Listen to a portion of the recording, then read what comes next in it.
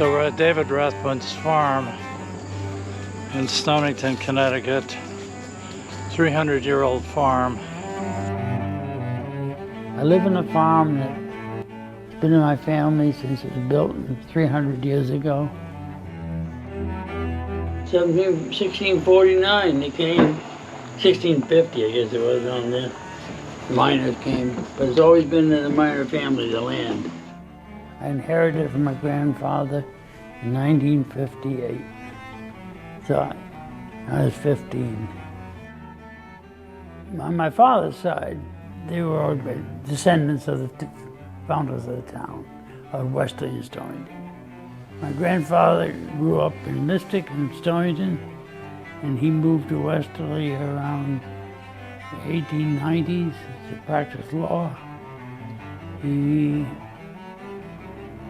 never went to law school, passed the bar at 20. He read law. And then he practiced here for the rest of his life. And my father was born in Stonington in 1915. My mother was born in Indianapolis, and she really wasn't accepted at first because she wasn't of New England stock, but they found out later that her ancestors didn't come from New England, so she was accepted. My father had 3 maiden aunts, and they told her that they didn't really like her, but she produced Rathbuns, so they had to like her. She came here in 1941 to be children's librarian for 1 year. She'd gone to the University of Chicago and got a master's at Buffalo. And she was only going to stay 1 year. Well, she met my father. And they met in October of 41. They got engaged in December of 41 and married in March of 42. Didn't take long then because the war came right along. It was a quick romance. Yeah, and I was born in January of 43 at Anderson Hospital. And it didn't cost anything because Dr. Anderson at the time, if your father was in the service, he wasn't going to charge anyone. So I came in this world free. And siblings that joined you along the way in your family? Yeah, I had 2 brothers, my brother Larry and Warren. I knew them both well. And they both died young. Warren died at 43, and Larry died at 63. I don't know why I'm still around. I'm the oldest. I'm still here at 81. Well, we're happy for that. Yeah. What'd your parents do for careers, for work? My father had insurance office, CA Morgan Insurance. Okay. And my mother she's a homemaker, and then she went back to work at the library. Very good. What neighborhood did you grow up in? Avondale. I thought so. Pretty unique area at the time. Avondale was unique, you know. Avondale, one of the quintessential villages in Westerly, was once known as Lottery Village. Named after landowner Colonel Joseph Pendleton, held a lottery here in 1749 to sell off 124 house lots after the loss of his ship with an uninsured cargo of rum and molasses. Early inhabitants of Lotteryville were fishermen and farmers, but later included sailors and shipmasters, many engaged in whaling. In the late 1800s, a church, school, docks, and several dozen houses were built. The name of the village was changed to Avondale in 1893 when a post office was established here. Sure, tell me a little bit about that. You know, we didn't come to town that often. My mother didn't drive. If we wanted to come to town, my father used the car for business, so he was never around to take us places. And a lot of people didn't even have cars in Avondale. So there was a lot of boys my age, and we played on the river. We all had boats, and we would be down to the river most of the time. Either in boats or scavenging. And well, back then, you know, before all this GPS and all these fancy fiberglass boats. There's always good wrecks. Wood boats had. So we would scavenge and play in the river. And we built boats and went crabbing and fishing and played sandlot baseball, sandlot football. We did not come to Little League, or we didn't kind of leave Avondale. There was a group of us, about 10 or 12 boys. The only two left is John Hall and myself. John's on our list. He's yeah. going to sit with us in the near future. Oh yeah, he'll tell you some stories. Oh, I'm sure. We're counting He's got on it. stories. Oh yeah, we can tell. And you get the two of us to tell Avondale stories. They're kind of funny. That's wonderful. But we had fun. What'd you do for staples if you growing up in Avondale? If you weren't coming in and out of Westerly often? We didn't. They have a market down there? No, there was no market. We had a post office. No post office. The Munsels and Clarks delivered. So my mother would put an order in, and they would come daily if you wanted food. Clarks came in baskets. Munsels came in cardboard boxes. And then the boatyard had a Coke machine down there, nickel Cokes and candy bars. That was about it. That was a treat. That was a treat. And we get down to Watch Hill in the summer on our bikes. But we were in the Chapman farm, the Avondale farm. There were cows there, so we would help with the farm. Mainly when we would help. I grew up, we had chickens. You had 20,000 chickens there. So we would always go and have to clean the barns and wait ready for the new chickens. They would change the chickens about every 20 weeks to get a new bunch. They were all for broilers, and so all the barns were converted for chickens.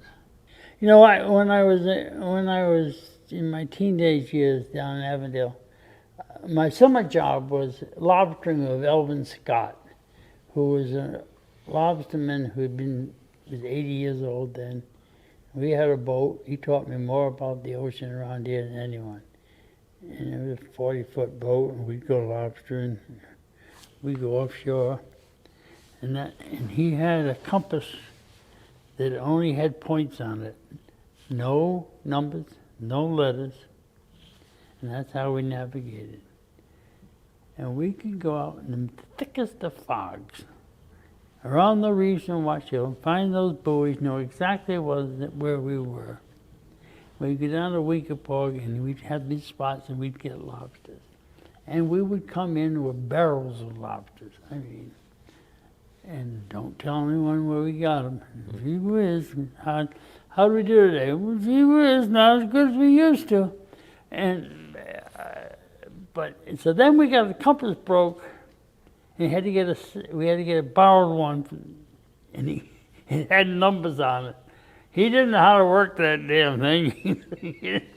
It didn't have points on it, but I tell you, that was a great experience out there in the ocean, and that by teaching me around here. I could all the reef rocks and his name was Captain Scott? Yeah, Elvin Scott. Captain Scott. He had a little lobster shack. Oh, they took Toy's house down. They're building this big monster house across the street. Where he had a lobster shack across the street on the river. We had a boat down the end of the dock, and no sign or anything else. He sold lobsters out of there. 65 cents for culls, 75 cents for pound lobsters, 85 cents for pound and a half lobsters. And they would come all over to buy. Look, he had big tanks going down in the shed, and we'd put his hand in, and they'd be full of lobsters. And he had a great business. He was all by him. He did it all retail right over the house. Sit at the house on the porch, and if someone come, he'd go across the street and get the lobsters from him. Amazing. It was. He was friends with Brent Lamphere too, and the old outfit Brent he had the boat down to the dock.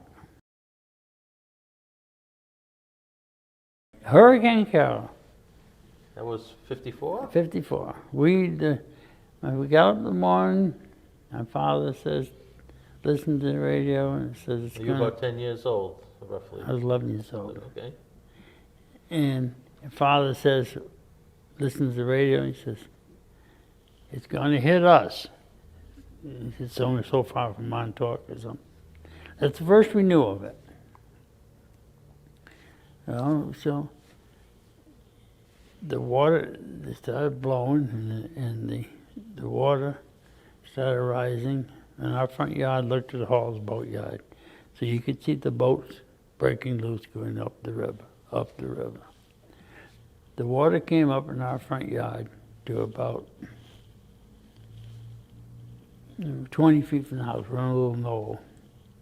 And then the Phelps's house next to, all the houses around just got flooded. But we were just high enough where we didn't. But after the hurricane, we had an awful lot of fun with the boys. You went down the lower Avondale Road. The beach club was across the road, so we were in the bathing suits were still hung in the lockers and everything else. The whole cabana? The whole thing going up. You were right across Avondale Road. And then we went hunting for scavenging in the stuff we could find, and going through. That was a good winter. We go in anyway. Oh, as an 11-year-old boy, you must have scored some pretty neat stuff. Oh, we had fun, and then for some reason, our phone did not go out. Everyone's phone would watch over, so there would be lines at our parents' house, at our house, to use the phone. People found out we had a phone. Oh, wow. So they had to come. They had to call out all around the country because our phone never went out. But at the eye of the storm, we went swimming in our front yard, and not knowing it was going to blow again. And my father was not home. He tried to get home. He finally got home, but he had to go through water waist high.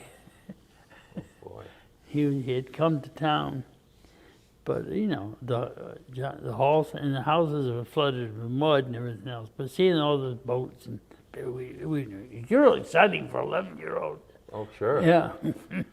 My mother running around the house trying to keep the windows from leaking so much of water. But anyway, I remember that everything got washed away. Then we went on to Squamish. Oh, pretty cool. No loss of life during Carol, though. No. In the 38 hurricane, my father had just graduated from Dartmouth, and my grandfather at the town was town solicitor.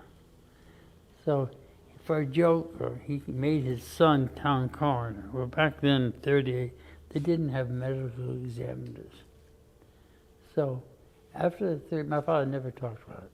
After the 38 hurricane, he had to go and pick up all the bodies, identify all the bodies, take all the stuff off the bodies and catalog it all. And he laid them all out in the high school gym of the old high school down. And he says, we picked bodies up in dump trucks. There was 120 some people.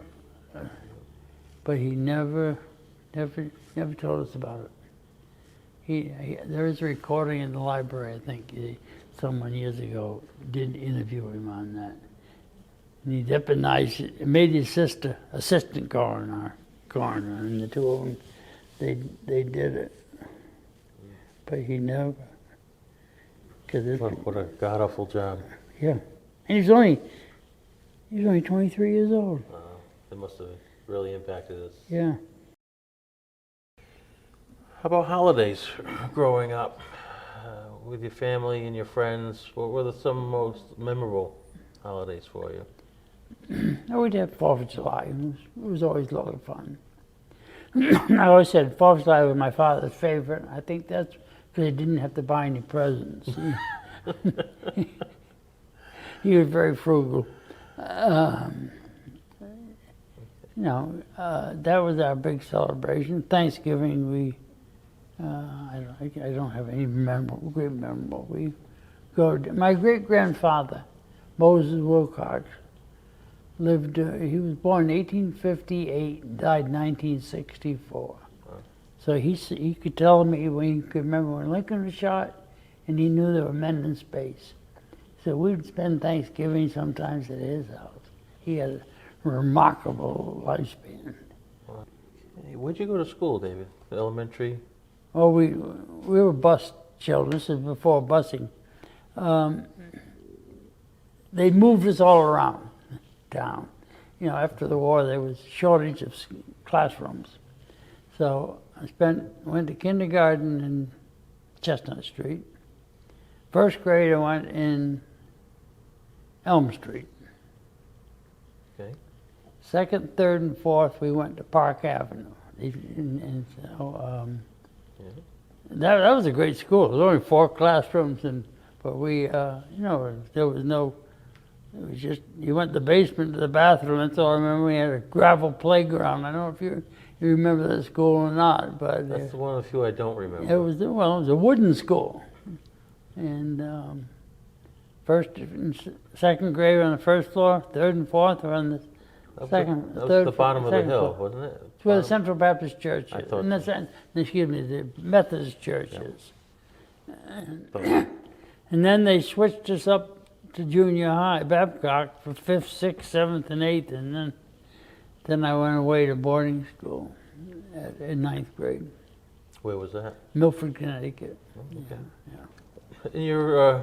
In your schooling, any teachers that made an influence on you? Good, bad, or indifferent? I think I had a 6th grade teacher, Miss McDonald. She was awful tough to us. And she put all the Avondale boys in the back row. She said, we're all going to be garbage men. She was tough on us, but we learned a lot in that class. Wise, tough. Yeah, but I don't know if you ever heard of Miss McDonald. No. Those are the days they all had purple hair, and they were the old-fashioned teachers. Looking back, how would you describe Westerly when you grew up to me today, as we're sitting here? Well, you know, I spent a lot of time with my grandfather, the judge, down. He had an office over 69 High Street. And you could walk down the street, and it was bustling. There was all the stores there. There was no supermarkets. You know, it was the A&P on the bridge, but we're like in the middle of High Street. The First National was where, I don't know what's in there now. It's an antique shop or something. And the Mohegan was over in where the pizza across from the library, but that was about it. Everything was downtown. And when we came to town, it was an old-fashioned town. It didn't, you know, we came and after school, we missed the school bus. We'd go down to Vars Brothers and we'd get the late bus home. And our school buses were not yellow school buses. It was just a regular bus. And finally they switched, but in the beginning it was just a regular. John Pizzitel had the bus route, and we'd get on the regular bus to go to school. Then they switched to tally-ho stages, but it really, you never know what was going to ride on when you went home. And but Vars would give us we'd go downtown after school, go to Mayflower, which was like a lunch counter. Okay, I'm not familiar with that. It was. Vars, I'm familiar with Vars. Mayflower was next to Michelli's. It was where it had the jute boxes, and it was the hangout, the old-fashioned hangout with booths and jute boxes, and soda. It was the soda shop. Yeah. Nice. And then in Avondale, finally the boatyards would. Cove had started, and we'd hang out there, the fishing supplies and outboards and things. But you could see the neighborhood grow. You know, where all of Avondale's hills is, Windward Drive, Westwood Drive, Happy Valley Road, that was all pasture. or woodland. Same down off of where Quail Run is and everything. It was all farmland, all cows. We were country. Avondale was far away, you know. When my father bought the house in Avondale in '45, someone said to him, he says, "You want to live that far out of town?" And he grew up in Linden Street, but you know, this was a long distance. It was a good move. It was a good move. Yeah, you grew up in a great community.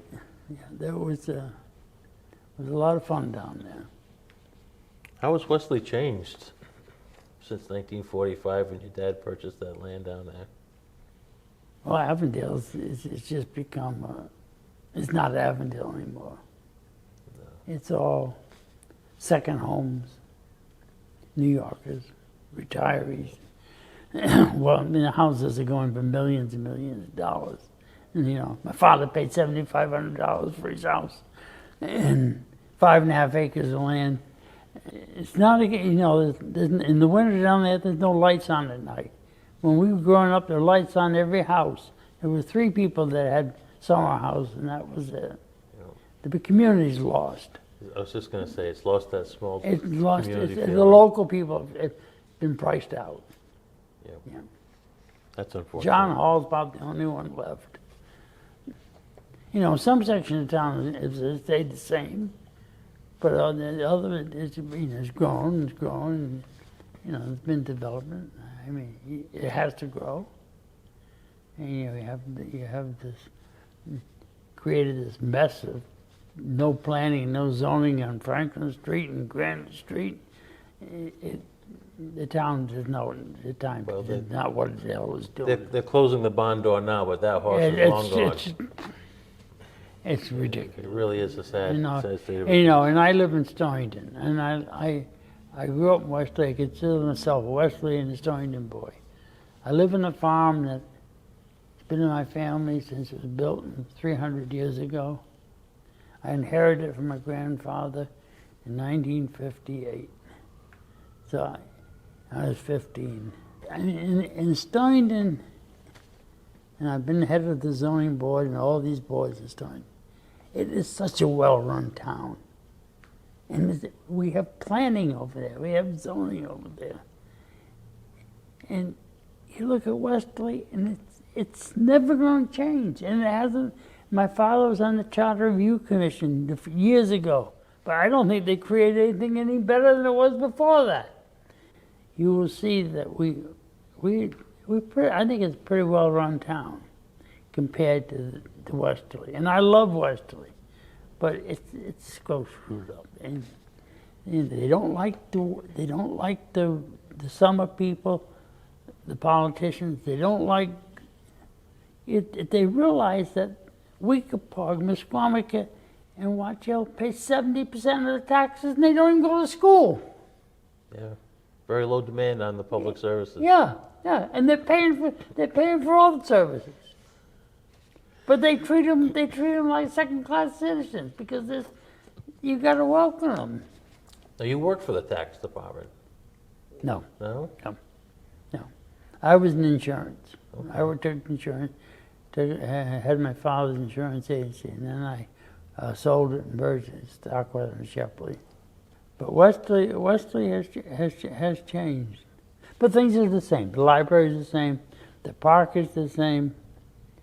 And, you know, what would Westerly be without the library and the park? It would be just like any other town. But it's so lucky to have that. Very fortunate. It's a Very fortunate to have nice hub for Westerly. Yeah. David, did you spend any time in the military? Yeah, I was in the Army. I was drafted in 64 to 66. Okay. What was your experience like? It was fine. Yeah. I worked as post locator in the Army Post Office in Fort Benning, Georgia. So, worked 12 days a month, and I worked from 5 at night to 7 in the morning, 3 days a week. So, you know. Not too bad. Well, I think everyone should be in the service. I got a lot out of it. When you came back from the service, did you go to college or right, No, right to the father's I was business? going to go to college, but then my father says you got to work for him, so I went to work for him. That didn't turn out so bad. No, no. Okay. How'd you meet your first spouse, your first wife? Oh, she was a lot younger than me. But I met her down at Watch Hill. She was hung around with us down there. Okay, what was her name? Ann Burke. Okay. She's still here, lives in Westerly. Okay. We got divorced. I can't remember, 1980 something. We get along quite well now. Didn't for a while. Was it with Ann that you started your family? Yeah, I had two kids, Okay. a boy and a girl, twins, Okay. and they'll be 50 years old this year. Wow. They still in the area? My son lives with me, my daughter's in Wellesley. Oh. Very She nice. has 2 sons. That was my next question. Yeah. You have grandchildren? Grandchildren, and my son has a granddaughter. My grandson, Sam, the oldest, is, for some reason, he's 6'2". I don't know how he got it, but he's about a foot long, taller than everyone else in the family for generations. But So you're going to be the next resident on that 300-year-old family well, he farm? might be. He's going to be starting his first year at Providence College. Very nice. So that was his #1 choice, and he got an early acceptance, so he's very excited. Good for him. Congratulations. And, That's great. Then his brother Will, just turned 16. He's junior this year. He's a great athlete. They both are. Will plays baseball and football. Very nice. So, and my granddaughter Annie, she's 13. She'll be in 8th grade in middle school in Stonington. Oh, very Not nice. too happy about the movement from one school to the other. She's close to home. Yeah, she's with me a lot of the time. That's nice. Yeah. Good for you. Yeah. I'm not there yet with grandchildren, but I'm looking forward to it. My youngest is getting married next Oh, month. great. They're fun. They're timed. They've been with me most of the summer, back and forth. So after Ann, you remarried. Yeah, I married Pat Laurie, Okay. and we had a great marriage.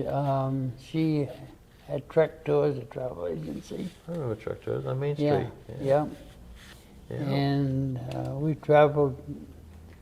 I tell you, I've been we went everywhere, and lucky we did. We went to China, Vietnam, Cambodia, Laos, India,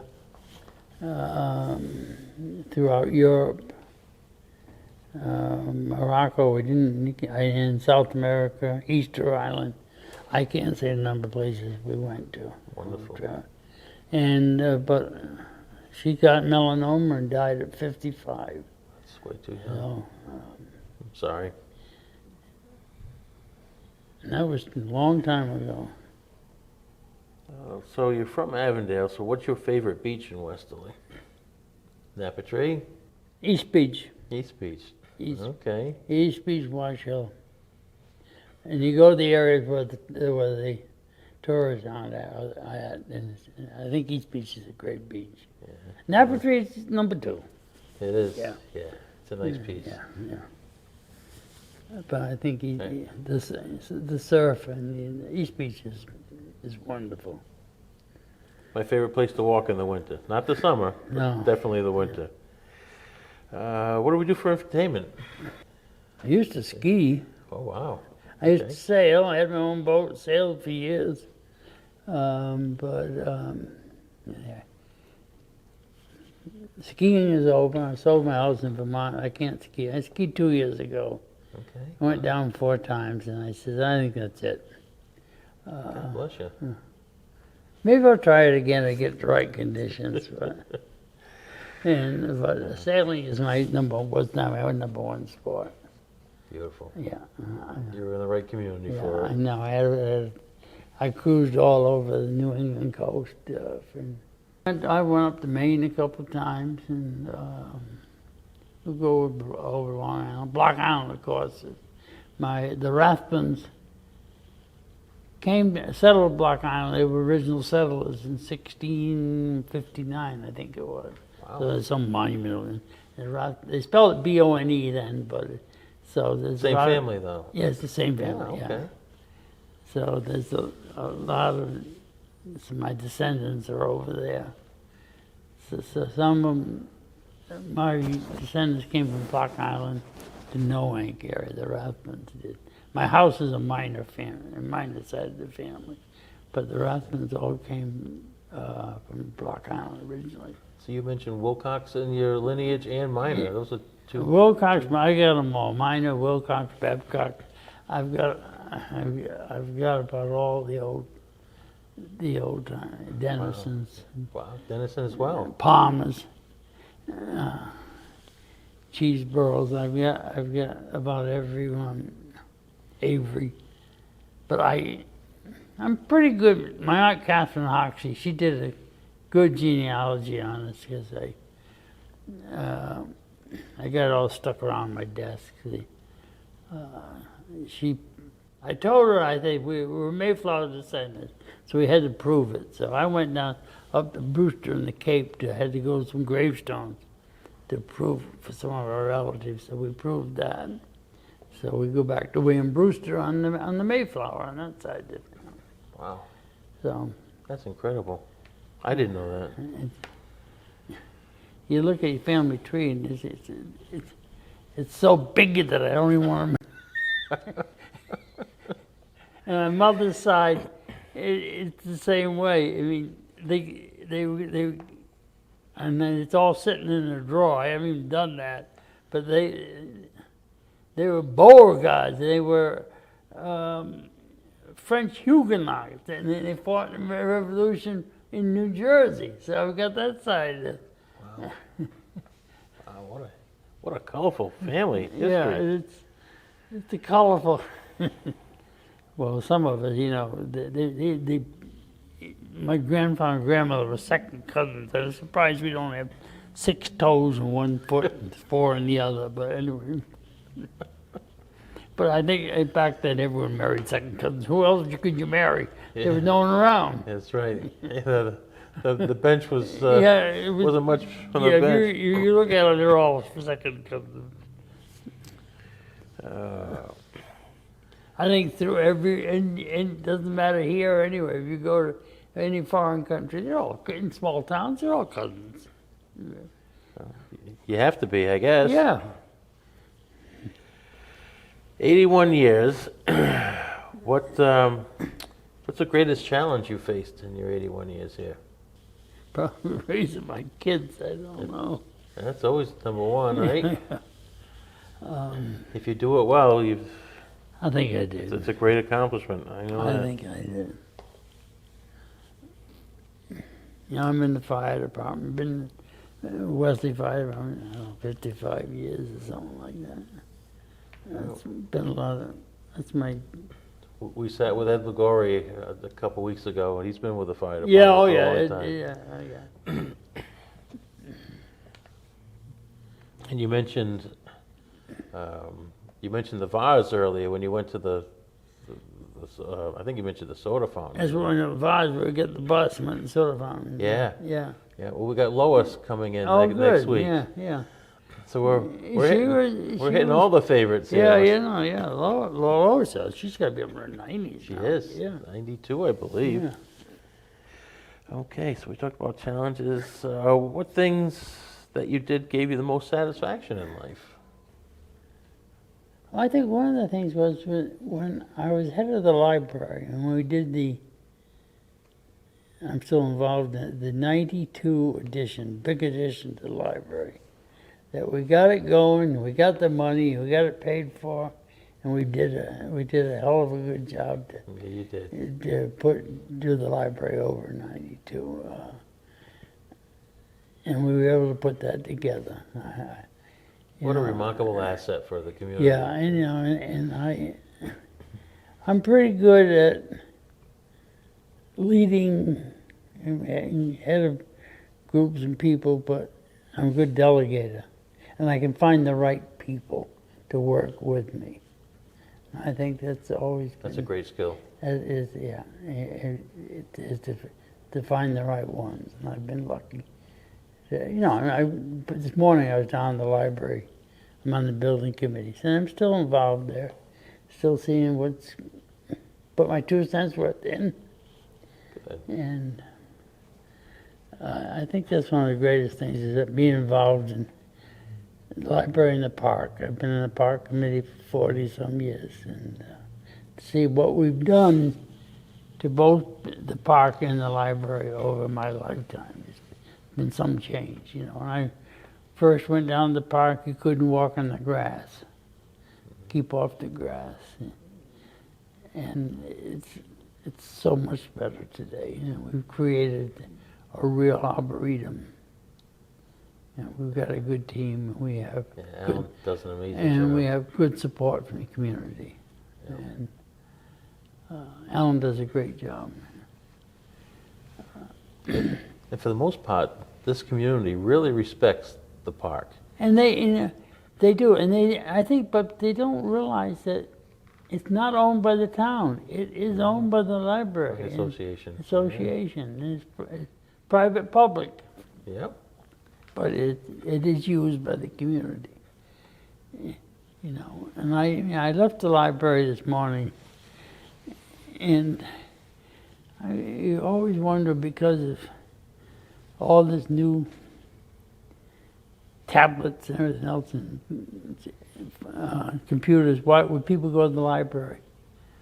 Well, I walked through it, and I think it opened at 9 o'clock, and this is 9:30. There were people in every room. It was being used. It's still being used all the time. And One of the most popular rooms is the local history room. yeah, it's keeping up with the times. They try to stay ahead. It's a great institution. Okay, final thoughts. Your philosophy on life. Try to help others, Perfect. and you know, I like to help other people. I don't have to be in the spotlight, but I like to see what I can do for the fellow. I'm a pretty liberal person, liberal thinking, and I think that we've got to work together. Have to work together as a community. You know, not just Westerly, but the whole country as a community. They could take a lesson from our playbook, because Stonington and Westerly have worked side by side, 2 different communities, 2 different states. But they're together. They're one. They're one. They're one. Yeah, They're one. they could take a play from our It playbook. doesn't matter where you're from.